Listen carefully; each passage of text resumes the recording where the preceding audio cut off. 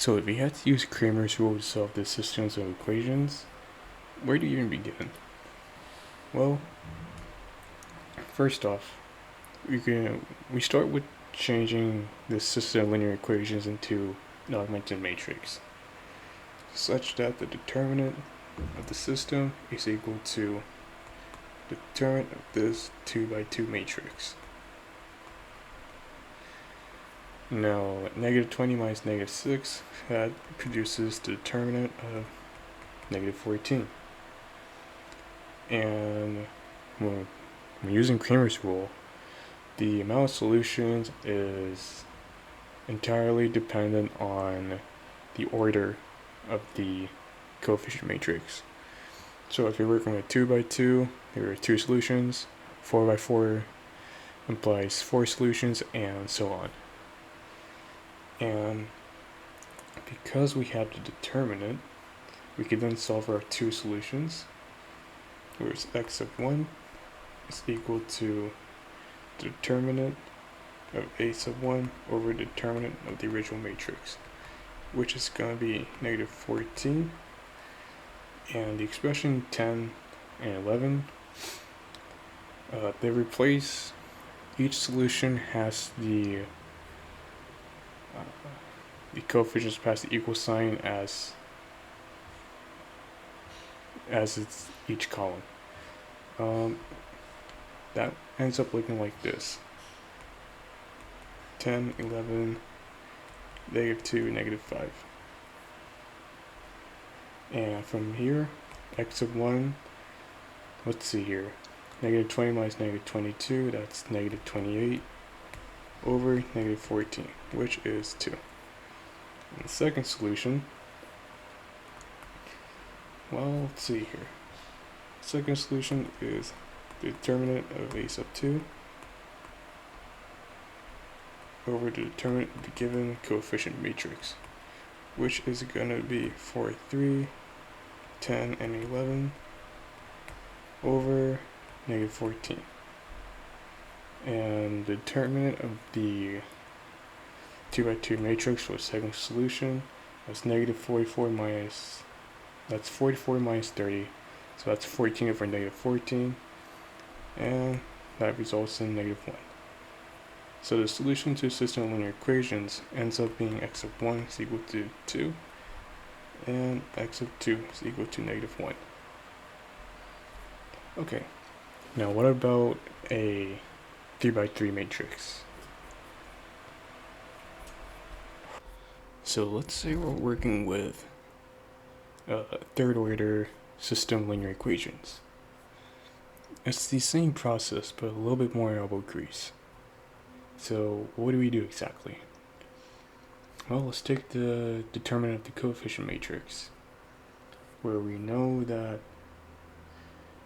the determinant is simply -1, 2, 3 in the first column, 2, 0, -4 in the second column, and -3, 1, 4 in the third column. We'll take the determinant of that, and let's see here. If I plug into my calculator, we get that the determinant is equal to 10. Okay. And we have 1, 0, 2 as a column vector. And what do we do now? We have the determinant and we have our column vector. So that means x sub 1, we'll have the column vector replace the first column in the coefficient matrix. So it's 1, 0, 2, and yeah, it's 1, 0, 2 in the first column, and I'm simply leaving the remaining 2 columns as is, and I'm also taking the determinant of them, and that ends up being divided by 10. So let's see here. Let's expand by the second row, where we're only concerned with the 1 in column 3, and that ends up equaling 1 times -1, and since this is in row 2, column 3, it's going to be 3 plus 2, and the residual entries wind up being 1, 2, 2, negative 4.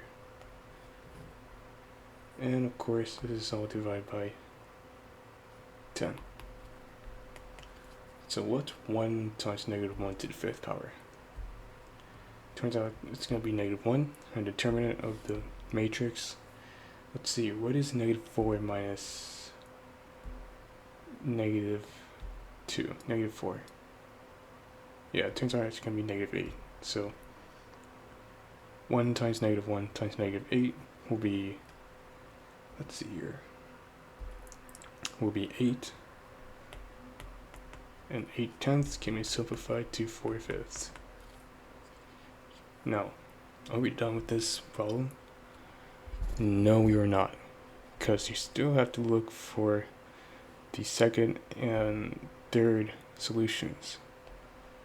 So, to find the second and third solutions, it's simply going to be like this, where x of 2 is equal to negative 1, 2, 3, and we have 1, 0, 2, and negative 3, 1, 4. All that is divided by 10. And the third solution ends up being pretty similar to everything else we've been doing. Let's see here, 2, 0, negative 4, and 1, 0, 2. Take the determinant of that and divide it by 10. Okay. Go ahead and pause the video and let me know what you guys get for your second and third solution. Or you can plug into your calculator for a more simple result. And let me just pull that from what I just plugged in. Your third solution for x of 2 should be negative 3/2, and your third solution should be negative 8/5.